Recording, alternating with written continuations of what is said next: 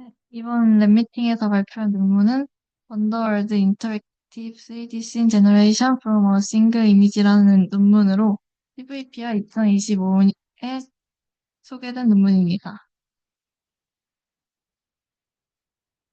먼저 월더원드의 결과물 예시가 한번 있는데요. 이런 식으로 원더월드는 단일 이미지나 사용자가 카메라 위치와 프롬프트를 직접 인터랙티브하게 줄 수 있고 그것으로 연결된 3D 씬을 생성할 수 있는 파이프라인입니다. 그래서 기존 방식의 속도 문제를 해결하기 위해 플렉스라는 방식과 지오메트리 베이스드 이니셜라이제이션을 통해 10초 이내로 생성이 가능하고 새 장면의 뎁스가 기존 장면과 매끄럽게 이어지도록 하는 가이디드 뎁스 디퓨전을 도입하여 일관성 있는 3D 씬 확장이 가능하게 했습니다. 먼저 인트로덕션입니다. 오프라인 제너레이션은 보통 10분에서 1시간 정도 소요가 되는데 이때 오프라인 제너레이션은 후에 확장할 수 없고 그냥 한 번 생성한 걸로 가는 그런 픽스드 3D 씬이나 비디오라고 할 수 있습니다. 그래서 기존은 보통 오프라인 방식으로 생성이 되었는데 실제 사용 환경이나 디자인이나 아니면 실제 게임 유저 같은 경우는 직접 씬 컨텐츠와 레이아웃을 제어할 필요가 있고 또 거의 실시간으로 생성해야 되기 때문에 로우 레이턴시가 중요합니다. 따라서 유저가 컨트롤할 수 있으며 로우 레이턴시로 생성할 수 있는 인터랙티브 3D 씬 제너레이션을 제한합니다. 먼저 기존 파이프라인의 문제는 먼저 가장 메인은 인터랙티비티가 없는 거고 보통 제너레이션 단계는 댄스 멀티뷰 이미지스를 차례로 생성한 후 뎁스맵을 얼라인해서 오클루전 영역을 덮습니다. 그래서 3D 씬 리프레젠테이션을 그리고 3D 씬 리프레젠테이션을 만드는데 상당한 시간이 소요됩니다. 또한 3D 씬이 합쳐지는 그 경계에서도 강한 기하 왜곡이 생깁니다. 그래서 이 논문은 다음과 같은 프레임워크를 제안하는데 먼저 인풋은 싱글 이미지 시작점이 될 이미지를 넣고 이제 카메라 무브먼트와 콘텐츠 프롬프트를 유저가 직접 제어하는 것을 입력으로 넣습니다. 그리고 아웃풋은 유저의 컨트롤에 따라 연결된 3D 씬을 만들 수 있습니다. 그리고 앞서 말씀드렸던 플래그스라는 새로운 씬 레프레젠테이션과 가이디드 뎁스 디퓨전이라는 이미 존재하는 씬과 새롭게 생성되는 씬을 얼라이먼트 하는 기술을 소개합니다. 릴레이티드 워크입니다. 먼저 노벨뷰 제너레이션이 있는데 이거는 싱글 이미지에서 3D 씬 레프레젠테이션을 시도한 연구는 많았으나 작은 시점 변화에 대해서만 뷰를 생성할 수 있었습니다. 이 말은 카메라 움직임이 크면은 그 빈 부분이 많이 보인다거나 그런 식으로 볼 수 있습니다. 3D 월드 제너레이션 연구도 있는데 보통 초기 연구에서는 카메라 트랙트리가 주어진 그냥 단순 비디오 확장이었고 이제 디퓨전 모델이 등장하면서 이제 지형이나 씬을 연결하고 했지만 이제 저 인터랙티브하게 아예 하지는 못했고 또 원더 존이라는 모델이 있는데 이 모델은 LLM을 이용해서 씬 프롬프트를 가지고 연속적으로 생성하기는 하지만 그 인터랙티브하게 하는 게 아니라 한 번 넣고 한 프롬프트를 넣으면 그걸로 그거를 싱글 씬 생성으로 쳐서 그 시간이 약 10분 정도 소요되며 포인트 클라우드 프레젠테이션을 사용했습니다. 그리고 세 번째로 3D 씬 제너레이션이 있는데 최근 방법들은 주로 싱글이나 로컬 3D 아리아를 생성하고 보통 실내 장면을 다룹니다. 그래서 텍스트 투 널프나 루시드 드리머, 캣 3D 같은 경우는 멀티뷰 이미지로 씬을 생성하고 리얼 드리머랑 드림 씬은 멀티뷰 이미지와 뎁스를 디스틸해서 이제 3D 씬을 생성하는 방법을 씁니다. 그리고 카메라 포즈를 조건으로 주거나 장면 데이터셋을 학습해서 싱글뷰 생성을 다룬 연구도 존재합니다. 이런 연구들은 보통 퀄리티는 향상시켰으나 오프라인 방식이며 고정된 장면을 제공합니다. 그리고 비디오 제너레이션도 있는데 이제 최근에는 비디오 모델을 신 제너레이터로 많이 활용하는 추세입니다. 그래서 보통 카메라 컨트롤을 추가해서 씬을 움직이는 방식으로 비디오를 구현한다고 보시면 되고, 그렇지만 비디오 모델은 이제 3D 컨시스턴시를 보장하지 않고 느립니다. 그리고 패스트 3D 씬 레프레젠테이션은 보통 3D 레프레젠테이션에 널프나 이런 보통 아는 3DGS 이런 것들이 등장을 했는데 이제 이런 것들은 보통 고품질을 위해서 많이 썼고 특히 썰프 방법도 어떤 연구자들은 재조명하긴 했으나 이런 방법들은 보통 퀄리티 개선을 위한 것이었는데 본 논문에서는 속도를 높이기 위해 사용했다고 합니다. 네, 메소드입니다. 먼저 크게 오버뷰가 있는데 간단히 말씀드리면 이미지를 넣고 또 뎁스를 추출해서 레이어 이미지로 포그라운드, 백그라운드, 스카이 이렇게 레이어 3개를 만들고 이제 다시 빈 부분을 인페인팅 해서 아까 말씀드린 플래그스라는 3D 표현 방법으로 3D 씬을 만듭니다.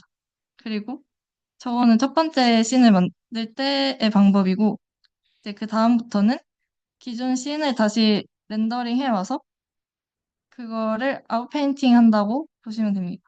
그래서 또 같은 방법으로 뎁스 측정하고 레이어 만들어서 다시 씬을 생성하는 이런 반복적인 루프를 거칩니다.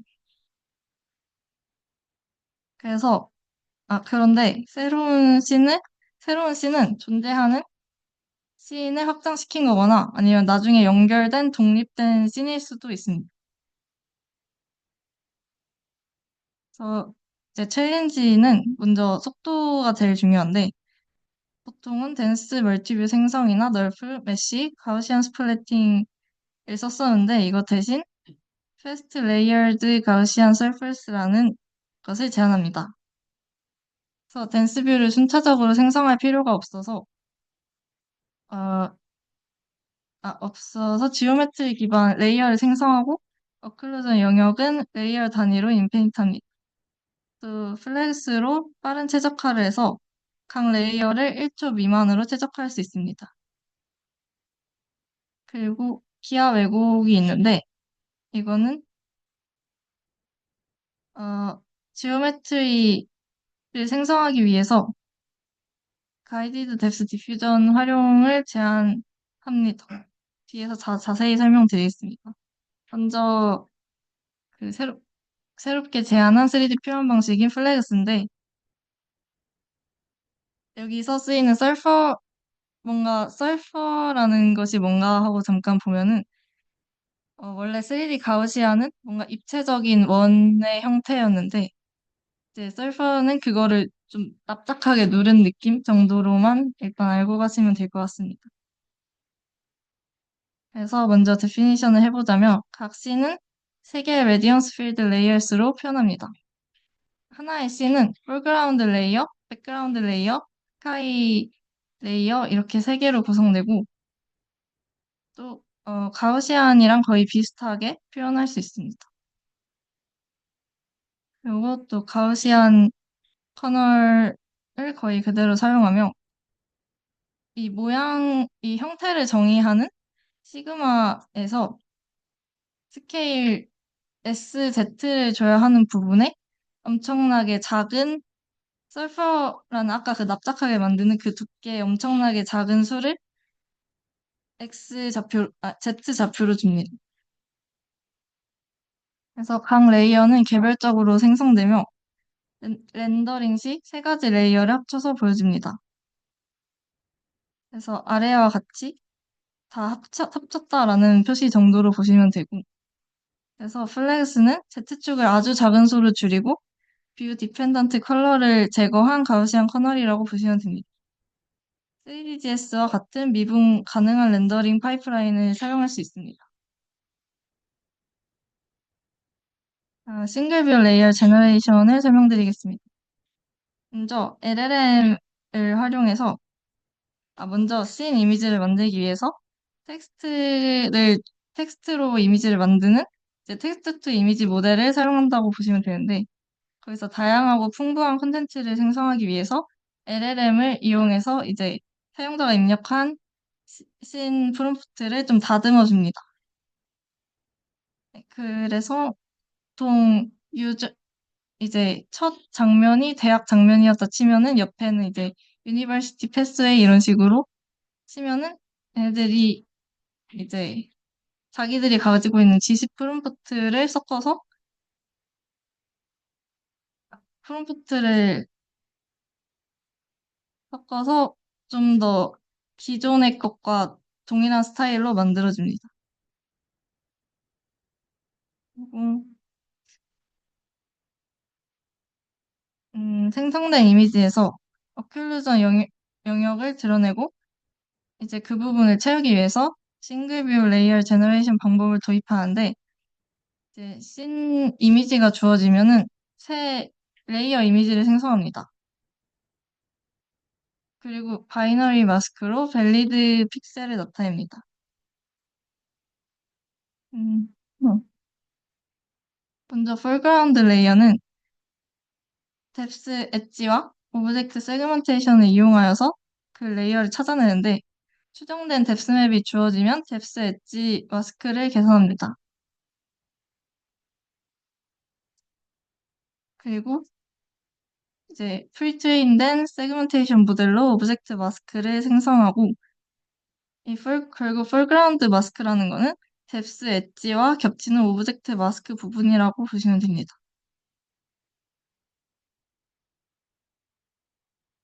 그리고 백그라운드 레이어는 이제 뒤에 MBG는 L-MBG라고 써 있는데 이제 BG가 이제 스카이의 영역이라고 보시면 되고 이제 스카이의 영역 빼고는 백그라운드 영역으로 마스킹을 했다고 보면 됩니다.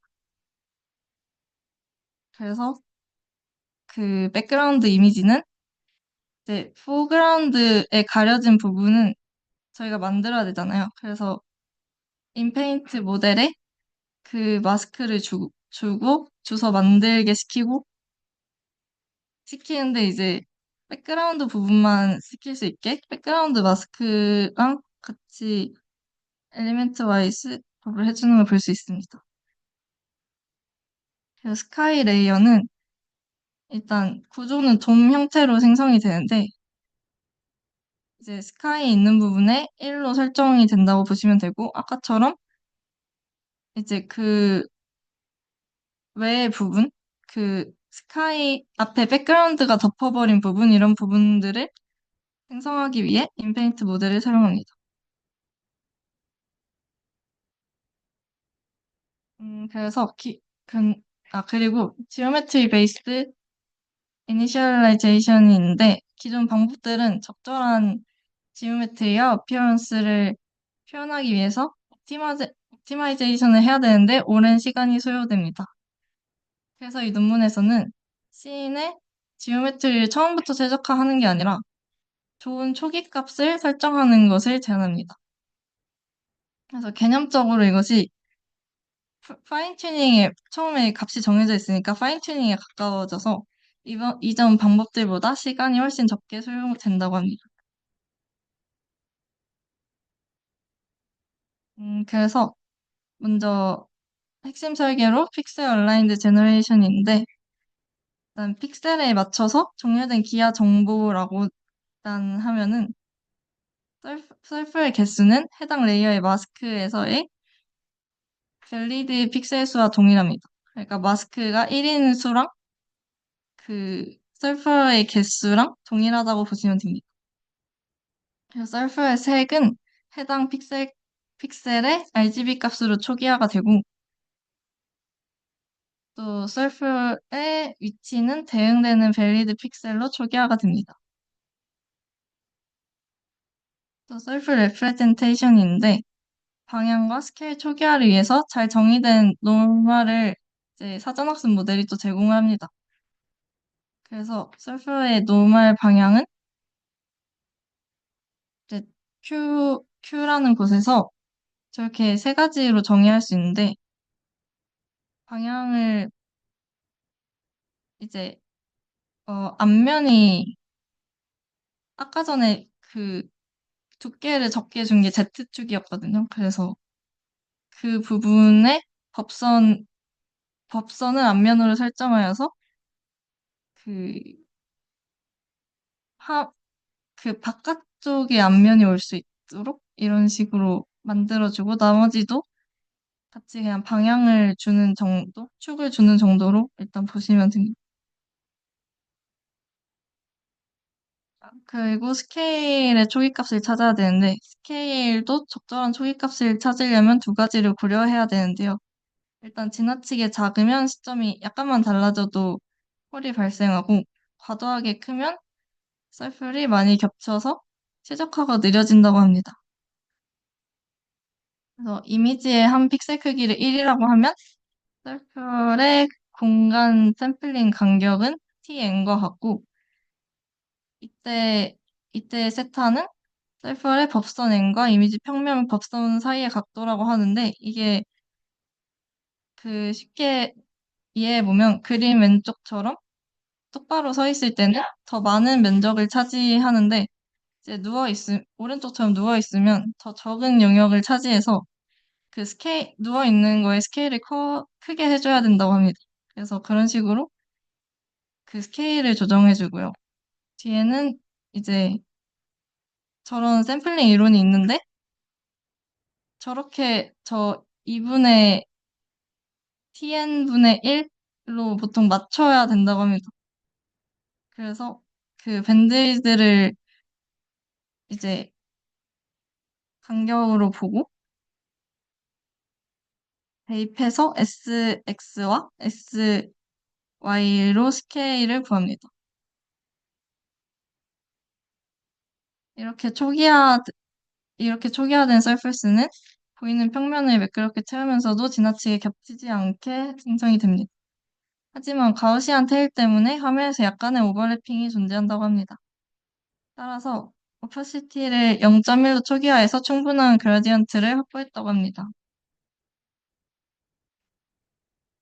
그리고 옵티마이제이션을 진행하는데 이제 백투 프론트로 진행한답니다. 그게 단순히 그냥 뒤에 있는 거 순으로 하늘, 백그라운드, 폴그라운드 이렇게 진행한다고 합니다. 먼저 스카이 레이어를 스카이 이미지에 대해서 마스크드 포토그래메트리 로스로 최적화한다고 하고 그 식은 아래처럼 그 에런 로스랑 LD심이라는 로스를 적절히 섞어서 낸다고 합니다. 그리고 백그라운드 로스를 고정된 스카이 레이어 위에서 최적화를 하고 또 폴그라운드 로스 레이어는 또 고정된 스카이 앞에 백그라운드 레이어 앞에 폴그라운드 레이어를 세워놓고 최적화를 한다고 합니다. 음, 그래서 결국은 컬러와 위치를 제외한 퍼시티와 오리엔테이션, 스케일을 최적화하고 이제 100번 이터레이션을 돈다고 합니다. 그리고 아담을 사용한다고 하고 이제 가우시안은 덴시피케이션이라는 좀 더 그 가우시안을 촘촘하게 만드는 단계를 해서 퀄리티를 높이는데 여기서는 그게 없다고 합니다. 그래서 빠른 생성 속도를 가능하게 했다고 합니다. 그리고 두 번째 메소드로 이제 가이디드 뎁스 디퓨전인데 먼저 언급된 문제가 연결된 3D 장면을 생성할 때 이제 측정된 뎁스와 이미 존재하는 기하 정보 사이에 그런 일관성이 낮아서 미스 얼라이먼트가 발생한다고 합니다. 그래서 이거를 해결하기 위해서 기존 모델을 조금 바꿨는데요. 이제 레이턴트 뎁스 디퓨전 모델은 단순 단일 이미지를 조건으로 뎁스맵을 출력했는데 가이디드 뎁스 디퓨전은 단일 이미지와 부분적으로 보이는 뎁스를 함께 조건으로 입력해서 샘플링합니다. 그래서 여기서 이제 보정된 노이즈를 사용해서 디노이징을 하는 건데 두 번째 식을 보시면 가이더스 텀에서 GT를 빼서 노이즈를 보정해 주는데 이제 이 GT는 모델이 추정한 뎁스와 실제 뎁스 간의 차이를 재는 그 손실의 그라디언트라고 보시면 돼요. 그러니까 노이즈를 좀 더 그 주어진 뎁스에 맞게 밀어주는 역할을 하고요. 이런 식으로 기존 뎁스와의 간극을 줄여서 기하 왜곡을 줄인다고 합니다. 스페리먼트입니다.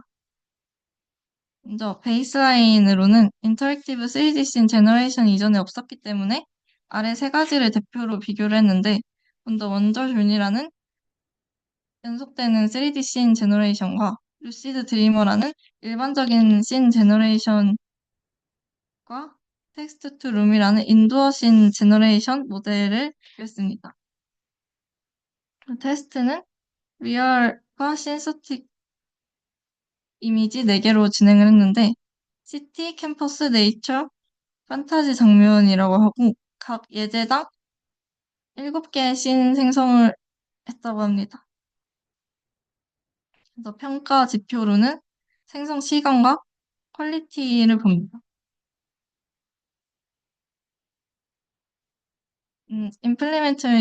임플리멘테이션 디테일을 보면 이제 모델 정보들이 나오는데 인페인팅으로는 스테이블 디퓨전 인페인트 모델, 세그먼테이션에는 원포머라는 모델, 이스티메이팅 노멀로는 메리골드 노멀 그리고 뎁스 디퓨전으로 메리골드 뎁스라는 모델을 썼다고 합니다. 그래서 인터랙티브 씬 제너레이션이 잘 된다는 거를 관찰했다 정도만 보여줍니다. 제너레이션 스피드 같은 경우에도 다른 것보다 좀 압도적으로 짧은 시간을 보여줍니다. 그리고 퀄리테이티브 컴패리즌을 진행했는데 일단 왼쪽 거는 사람한테 2개 중에 하나 더 퀄리티 좋은 거를 골라라 했을 때 그런 그 원더월드를 고른 비율인데 좀 거의 압도적으로 원더월드를 선택했고 이제 그 외에도 클립 관련 지표들이나 클립 관련 지표나 약간 미적 요소 이런 것들을 봤을 때도 전부 언더월드가 뛰어났다고 합니다. 그리고 그 사용자들이 봤던 그 뭐, 그 그림 같은데 이런 식으로 차이가 많이 나는 걸 볼 수 있습니다. 이거는 첫 번째 이미지를 갖게 하고 다른 프롬프트를 적용했을 때 사진인데 다양한 콘텐츠를 잘 생성하는 걸 볼 수 있습니다. 에블레이션 스터디입니다. 일단 지오메트리 베이스드 이니셜라이제이션을 제거했을 때 저렇게 뭔가 얼라이징이 발생이 됐고 다중 레이어를 제거했을 때는 이제 조금만 움직여도 뒤에가 보이게 잘 생성이 안 된 모습을 보일 수 있습니다. 뎁스 가이던스를 제거했을 때는 이제 기존에 주어졌던 부분이랑 새로 생성된 부분 사이에 좀 큰 오차가 생긴 것을 확인할 수 있습니다. 그리고 오른쪽은 정량적인 지표입니다.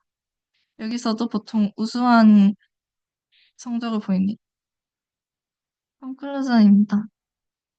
언더월드는 사용자가 다양한 장면을 생성하고 탐험할 수 있는 최초의 인터랙티브 3D 씬 제너레이션 시스템을 제안했습니다. 그래서 리미테이션으로는 생성된 장면은 정면에서 보이는 표면만 존재하기 때문에 약간 옆으로만 가도 좀 빈 공간이 많이 보이기도 하고 나무와 같은 얇은 구조물은 홀이 생기거나 플로팅 현상이 발생한다고 합니다. 그래서 퓨처워크로 3D 오브젝트 생성 모델과 결합해서 완전한 3D 형태를 생성하는 것과 비디오 디퓨전 등 고품질 고비용 모델로 품질 개선을 하는 것을 퓨처워크로 제안했습니다. 감사합니다.